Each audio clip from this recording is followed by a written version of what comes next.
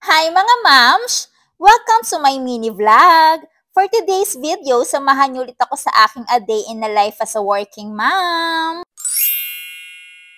May entrance exam ngayon ang Unica Iha ko for incoming grade 7. Kaya hindi muna ako nag-tutor. Mommy duties muna tayo today mga moms. Banding time din namin tong mag-mommy. Lagi kasing ayaw umalis ni Ate Yumi kaya susulitin namin ang mother-daughter banding na to.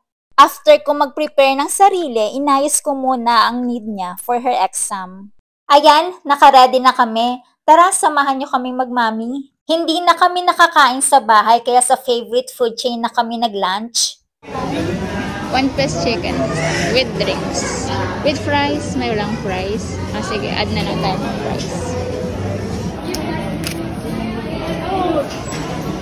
Before kami pumunta sa school, kumain muna kami para busog siya magtitake ng exam. Ang laki talaga ng chicken kaya hindi namin naubos, kaya tinake out na lang namin.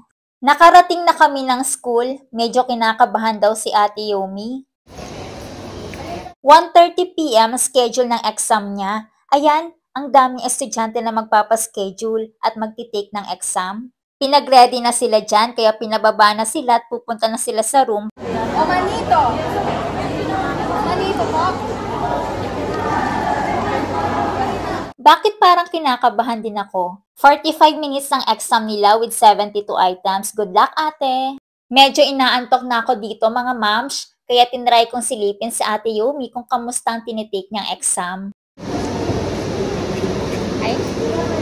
After 45 minutes, ayan, natapos na rin ang exam nila. Gusto daw niya mag-ramen, pero wala na kaming time pumuntang SM, kaya mag-ramyun na lang kami dito sa Japanese restaurant.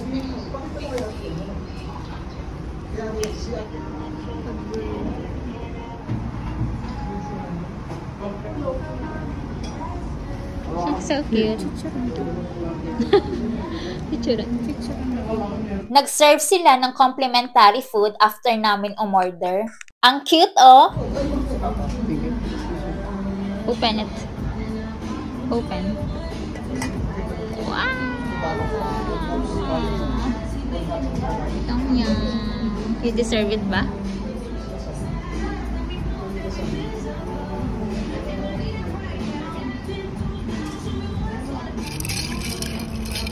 Okay naman ang lasa ng food, pero honest review, hindi namin nagustuhan ng drinks o hindi lang kami sanay sa lasa. After pictorial, kumain na rin kami. Oh, mag-chopsticks.